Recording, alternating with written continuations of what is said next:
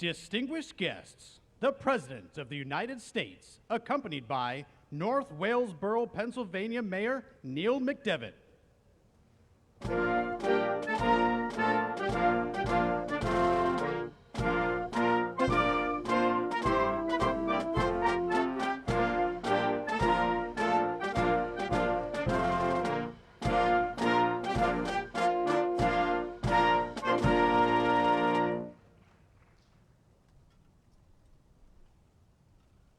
Hello, good afternoon, everyone. My name is Neil McDevitt. I'm from North Wales, Pennsylvania. I'm the mayor for the borough of North Wales. Today, we celebrate the Americans with Disabilities Act, Disability Pride, and Deaf Awareness Month. We are here today to celebrate the victories of the people who fought for our human and civil rights and prepare ourselves for the ongoing challenges that lay ahead. I'm deaf. I was born in 1973, extremely prematurely, and I became deaf when I received too much oxygen. I was adopted by two wonderful parents, Neil and Susan, and they decided that we would chart our own path as a family. And they decided that we would use sign language as our primary method of communication. A lot of parents of deaf children still don't know sign language. And so for most of my childhood, my mother actually signed better than I did. Like many of you, I woke up one morning with rights I did not go to bed with.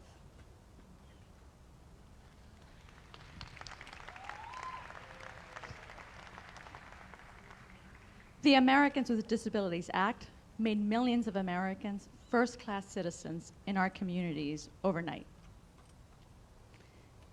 It was that momentous day on July 26, 1990, right here at the White House, that those rights,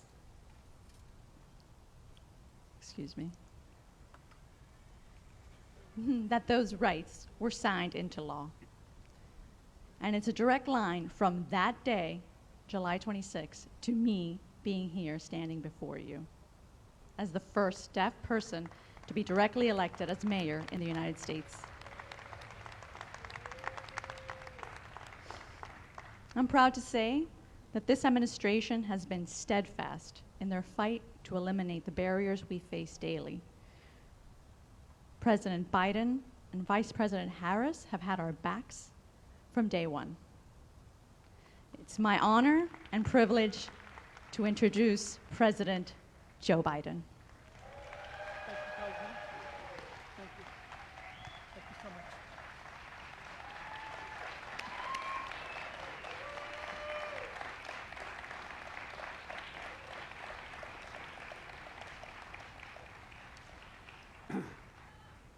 Well, thank you, Mayor Neil McDevitt.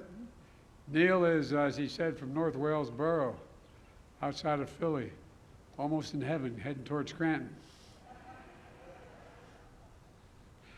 Neil's the first deaf person ever elected mayor in the history of our nation.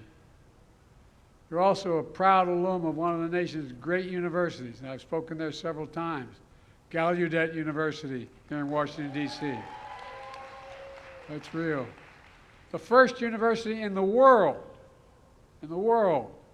exclusively for deaf and hard of hearing persons.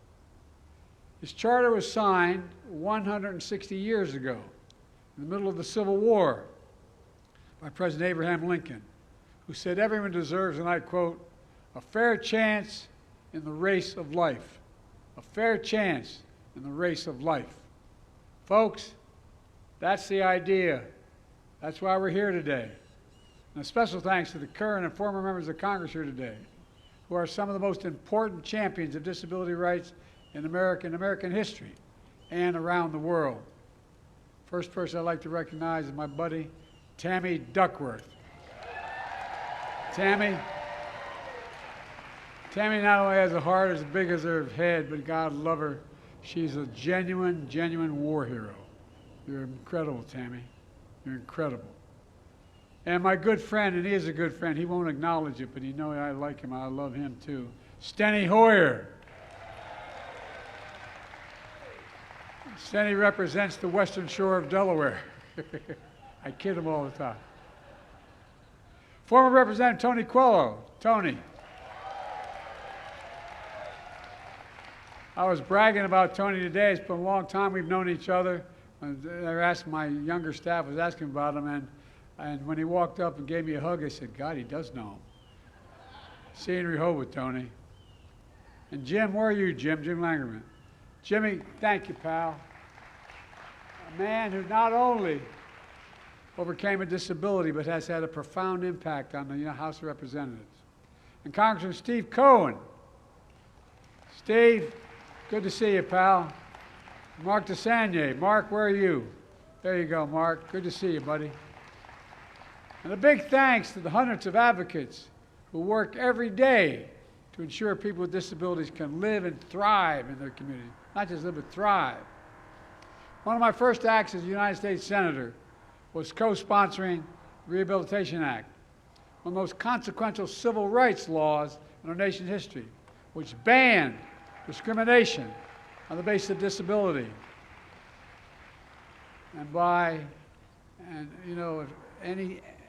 No disability could be not looked at without any program that was funded by the federal government. Promoted equal access to communities, authorized independent living services, and so much more. The rehabilitation also laid the groundwork for a landmark law we celebrate here today, the Americans with Disability Act.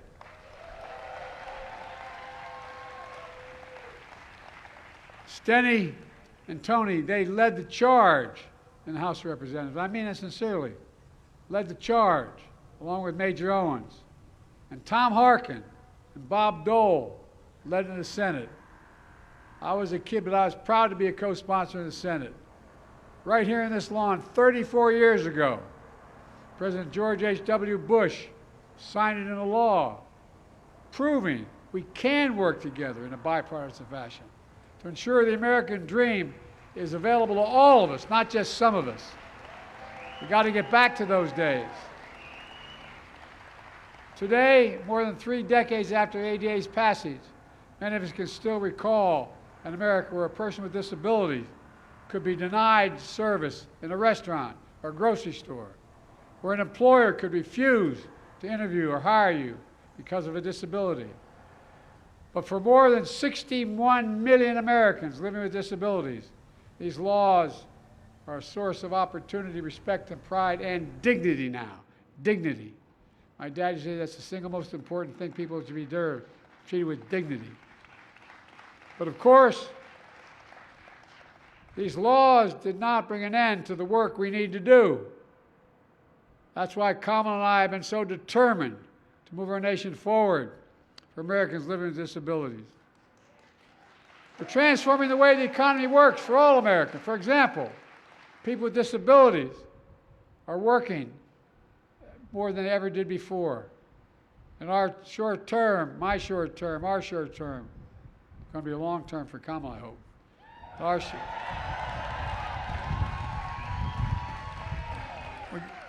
A record 16 million jobs were created. But of those 16 million, 2.2 million jobs were with people with disability, the highest unemployment rate on record. Wages are up. In fact, the median household income for disabled Americans is up $10,000 since Kamala and I came to office. The Labor Department is protecting workers with disability and fighting to end unjust employment practices. We're also helping state and local governments and businesses and nonprofits access federal funds to hire more disabled Americans. Access federal to hire more disabled Americans. And we're going to continue to make sure this administration looks like America, appointing people with disabilities to positions throughout our government, throughout this government. You know, with your partnership, we're improving access to health care and home care. Before some doctors and hospitals actually actually were denying medical treatment related to organ donations and life-saving care for disabled Americans, based simply on their disability alone. Sorry, the sun's shining.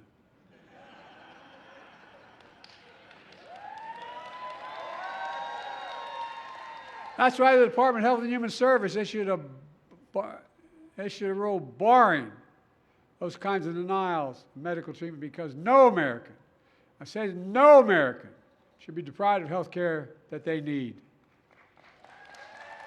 We're also continuing long COVID clinical trials. And our new agency, ARPA-H, is driving breakthroughs on biomedicine to prevent, detect, and treat diseases including cancer, diabetes, Alzheimer's, and other neurological diseases like MS and Alzheimer's.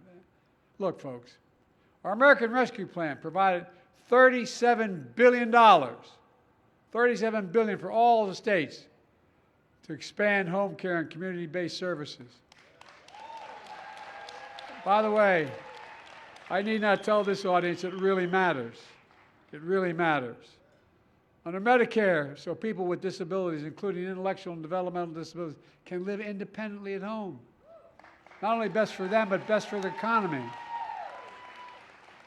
In the decade since the ADA, we're fighting Big Pharma to give Medicare the power to negotiate prescription drug prices for seniors and people with disabilities. Finally, finally, finally. And thanks to the Inflation Reduction Act, we finally beat Big Pharma. Stenny and I were fighting them back when we were young members of the Congress. Well, guess what? We finally beat them. We've capped the cost of insulin for seniors and people with disabilities on Medicare who have diabetes at $35 a month instead of up to $400 a month. And starting this January, the total out-of-pocket prescription cost anyone will have to pay, it falls in those categories, is $2,000 a year. People with disabilities on Medicare, even expensive drugs like cancers that cost $10, $12, $14 a year, will not have to pay more than $2,000 a year for everything, every single drug. Part of that deal, we also negotiated lower cost for the 10 most expensive prescription drugs that treat everything from heart disease to arthritis, which goes into effect in January. And from that point on, every year, 10 new drugs will be negotiated going forward every single year. And by the time our reforms not only save seniors and people with disabilities money, they save the taxpayers $160 billion. $160 billion just for the first passage. Because Medicare no longer has to pay those exorbitant prices to Big Pharma. And the savings for American taxpayers is only going to go up. Kamala, I want you to know that we want the best economy in the world. We need the best caregiving economy in the world. I mean it. That's why I took historic executive action to expand access to high-quality care, provide support for care workers, and for our nation's 53 million family caregivers. They'll now receive support. By the way, and to make public transit in our country accessible to everyone, our bipartisan infrastructure law invests $6.75 billion, making the biggest investment ever in transportation accessibility, adding more wheelchair ramps, accessible restrooms, more airport, rail stations, and other transit locations. The Justice Department established standards for state and local governments to make websites and mobile apps more accessible so people with disabilities can travel from work to school, making learning more accessible, and being able to vote.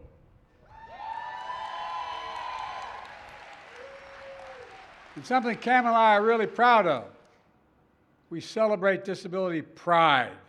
Pride. That's what all of you embody. I really mean, from the bottom of my heart, that you embody. That's what we witnessed in the past 2 weeks when we've watching Team USA compete in the Paralympics in Paris. Weren't they incredible? I mean it, really. Absolutely mind-blowing. And thank you all from the bottom of my heart for showing you what to do to ensure that the promise of America is delivered to all Americans. So that everyone, and I mean this truly, everyone has a fair chance in the race of life. That's all we're asking for. Everyone has a fair chance in the race of life. Just have to remember who the hell we are. I mean this sincerely. We're the United States of America. And there's nothing, I mean it sincerely, there's nothing beyond our capacity when we set our mind to it and do it together. Now let's get everything moving faster. God bless you all, and may God protect our troops. I'm so proud to be with you. Thank you, thank you, thank you.